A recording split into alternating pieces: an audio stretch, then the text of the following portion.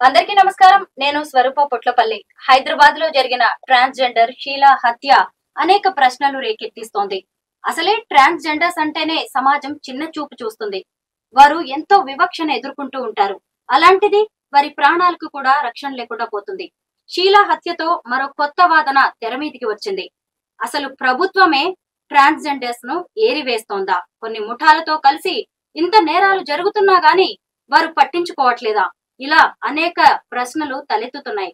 ప్రస్తుతం నాతో పాటు POW సంధ్య గారు, మరోవైపు ట్రాన్స్జెండర్ రచన ముద్రబోయిన ఉన్నారు. వారితో మాట్లాడి ట్రాన్స్జెండర్స్ కి సంబంధించిన అనేక విషయాలు తెలుసుకుందాం.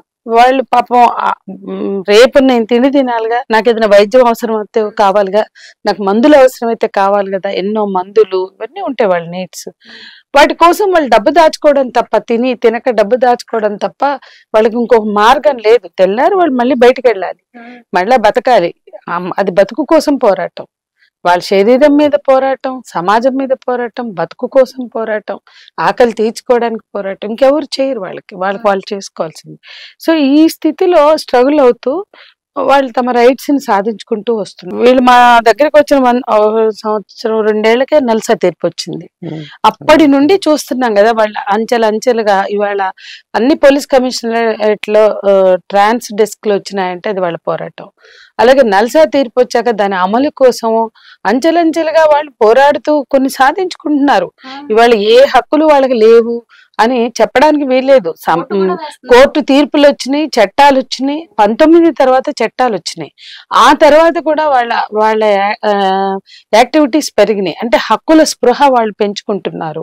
ఆ హక్కుల స్పృహతో అంటే ఎవడి మెహర్బాని కాదు, ఎవడి నజరాయణ కాదు, ఏ ప్రభుత్వం, ఏ పాలక వర్గం, ఏ పాలక పక్షం వచ్చినా ఇవాళ మేము చూస్తున్నాం. డాక్టర్లు ఉన్నారు, ఇంజనీర్లు ఉన్నారు, వీళ్ళతో పాటు పనిచేస్తున్న పిల్లల్లో అందరూ ఉన్నారు, పోలీసులు ఉన్నారు, అయ్యారు, ఇక్కడ కూడా అయ్యారు కొంత. ఇప్పుడు మన దగ్గర ఉస్మానియాలో డాక్టర్లు ఉన్నారు, అంటే జడ్జిలు అయ్యారు. మొన్న అనసూయ సూర్యగా మారింది IRS ఆఫీసర్ తమిళనాడులో, జస్ట్ 3 రోజుల క్రితం. అంటే వాళ్ళు అవకాశాలు వచ్చినప్పుడు లేదా ఎవరైనా కుటుంబాల్లో కొంచెం సపోర్ట్ దొరికితే ప్రూవ్ చేసుకుంటున్నారు. అంటే ఎవరి విషయంలో కూడా అందరు ఏ విషయంలో కూడా తక్కువ కాదు, ఎవరికన్నా తక్కువ కాదు అని అవకాశాలు అందిపుచ్చుకున్న వాళ్ళంతా ప్రూవ్ చేసుకుంటూ ముందుకెళ్తున్నారు. కానీ మెజారిటీ కమ్యూనిటీ మిగిలిపోయారు, చదువుకి దూరమై, ఆరోగ్యానికి, విద్యకి, ఉద్యోగాలకి, ఉపాధికి దూరమై. వాళ్ళు ఉపాధి అవకాశాల కోసం కూడా చాలా పనులు చేస్తున్నారు, అవన్నీ కూడా చాలా ఉన్నాయి. కానీ ఇక్కడ విషయం ఏంటంటే వాళ్ళ ఉపాధి కోసం, వాళ్ళ ఉద్యోగాల కోసం, వాళ్ళ బతుకు తెరువు కోసం వాళ్ళు ఎంత పోరాడుతుంటే వాళ్ళ మీద దౌర్జన్యం చేసే గ్యాంగులు హైదరాబాద్ లో బయలుదేరినాయి. అవి ఇవాళ ఒక రోజు కాదు, ఇది మొదటి దాడి కాదు, మొదటి హత్య కాదు. మరి ఇన్ని జరుగుతుంటే పోలీసులు ఎందుకు వాళ్ళని పట్టుకోలేకపోతున్నారు? నిన్నటి ఘటనలో వాళ్ళ ఫోటోలు ఇచ్చారు, వాళ్ళ పేర్లు ఇచ్చారు, గతంలో కూడా ఇచ్చారు. మేము సూరారంలో జరిగినప్పుడు వెళ్ళాము. అనేక వీళ్ళందరూ మాకు కూడా పరిచయమే కదా. అప్పుడు మాకు సడన్ గా ఇదిగో ఈ అమ్మాయి మీద దాడి జరిగిందంటారు, ఈ అమ్మాయి మీద దాడి జరిగిందంటారు. అసలు వాళ్ళ శవాలు కూడా ఇప్పటి వరకు ఎవరికైనా సాక్ష్యం ఏంటి? వాళ్ళ శవాలుగా అక్కడ కనపడుతున్నారు, శరీరాల నిండా గాయాలతో శవాలుగా కనపడుతున్నారు. అంతకుముందు జోగినిగా వెళ్ళిన అమ్మాయి పేరు ఏదో ఉండింది, ఆ అమ్మాయి శవంగా మారింది. అంటే వీళ్ళు ఎంత ఎక్స్‌ప్లాయిటేషన్. దీపికా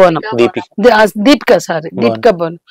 అంటే వాళ్ళతోటి పార్ట్నర్షిప్ చేసిన వాళ్ళు, సహచరులుగా వచ్చిన వాళ్ళు వీళ్ళ దగ్గర లక్షల రూపాయలు తీసుకుని వీళ్ళతో వాళ్ళకి కావాల్సిన పనులన్నీ చేయించి వాళ్ళని మార్కెట్ లో అమ్మకపు వస్తువుగా మార్చి వాళ్ళని విపరీతంగా ఎక్స్‌ప్లాయిటేషన్ గురి చేసి, ఆ శారీరకంగా, మానసికంగా ఇష్టపడిన పాపానికి హింసకు గురి చేసి, ఆ తర్వాత వీళ్ళందరూ కూడా ఆ ఎక్స్‌ప్లాయిటేషన్ ఎక్కడికి వెళ్తుందంటే వాళ్ళ మీద ఒక వైలెన్స్ ని ప్రయోగించడానికి వెళ్తుంది. అట్లా కొంతమంది గ్యాంగులు తయారయ్యారు. కొంతమంది, అందరూ అని కాదు, చాలా. అంటే ఈ గ్యాంగులు ఎవరు అంటే వీళ్ళతో బతికిన వాళ్ళు, లేదా వీళ్ళ గురించి తెలిసిన వాళ్ళు, లేదా వీళ్ళని దోచుకోవడానికి అలవాటు పడిన వాళ్ళు. వాళ్ళంతా గంజాయి తాగుతూ, మాదక ద్రవ్యాలు తీసుకుంటూ సమాజానికి ఎందుకు పనికిరాని చెత్త.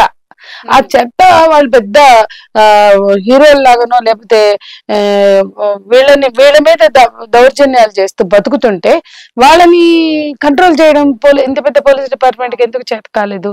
అందుకే నేను నిన్నటి నుంచి ఒకటి అంటున్నా, పోలీస్ డిపార్ట్మెంట్ ఏమనుకుంటుంది? ఏమైనా ఏరివేత కార్యక్రమం ఏమైనా మొదలు పెట్టారా? అంటే వీళ్ళని ఎలా చూస్తున్నారు, ఒక పక్కన వీళ్ళు హక్కులు సాధిస్తూ ముందుకు వస్తున్నారు, చాలా ఆత్మస్థైర్యంతో ఆత్మగౌరవంతో పోరాడుతున్నారు. అటువంటి కమ్యూనిటీకి ఒక సపోర్టివ్ సిస్టమ్ డెవలప్ చేయాల్సిన బాధ్యత ప్రతి ప్రభుత్వానికి ఉంటుంది. ఎందుకంటే చట్టాలు చెప్తున్నాయి, చట్టం ఉంది, తీర్పులు ఉన్నాయి, సుప్రీంకోర్టు తీర్పులు ఉన్నాయి, కానీ అవన్నీ కూడా పట్టించుకొని పాలకులు వాళ్ళకి అసలు అర్థమే కాదు, వాళ్ళ దృష్టి కూడా పెట్టరు. కాబట్టి మనుషులుగా ఈ భూమి మీద ఈ దేశంలో పుట్టిన ప్రతి పౌరుడికి ఉన్న, ప్రతి పౌరురాలకి ఉన్న హక్కులన్నీ వీళ్ళందరికీ ఉన్నాయి. కాబట్టి ట్రాన్స్ సమూహాలుగా ఉన్న వ్యక్తులుగా ఉన్న వీళ్ళని, వ్యక్తులుగా ఉండని, సమూహాలుగా ఉండని, వాళ్ళని డిస్క్రిమినేట్ చేసే హక్కు ఎవరికి లేదు. డిస్క్రిమినేట్ చేయొద్దు, అవమానించొద్దు, అసమానతకు గురి చేయొద్దు. ఇంకా హింస, వైలెన్స్, అభద్రత, ఇది ఇప్పుడు చాలా తీవ్రమైన సమస్యగా నిన్న అసలు వాళ్ళు భయపడుతున్నారు, వాళ్ళు ఏడుస్తున్నారు. నిన్న వాళ్ళని చూస్తే మాకే తోచలేదు, ఏం చేయాలో అర్థం కాలేదు. ఇంత హింస మా పక్కన ఉన్న ఈ పిల్లలు, ఇప్పుడు నిన్న బలైన శీల కొత్తగా వచ్చింది అమ్మాయి, అప్పుడే అసలు అమ్మాయికి పూర్తిగా అర్థం కూడా అయ్యిందో లేదో ఈ లోపల ఆ అమ్మాయి బలైపోయింది.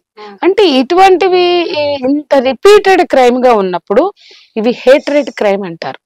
అంటే ఆ సమూహాల పట్ల సమాజంలో ఉన్న చులకన్ని మరింత పెంచుకుని, విద్వేషాన్ని పెంచుకుని ఏం చేసినా చెల్లుబాటు అవుతుంది, ఎవ్వడు పట్టించుకోడు, పోలీసులు పట్టించుకోరు, కుటుంబం పట్టించుకోదు, సమాజం పట్టించుకోదు, వీళ్ళ మీద ఏ స్థాయి హింసని ప్రయోగించినా చెల్లుబాటు అవుతుందని ఒక ద్వేషపూరిత క్రైమే కాకుండా వాళ్ళంతా సాడిస్టులుగా తయారయ్యారు.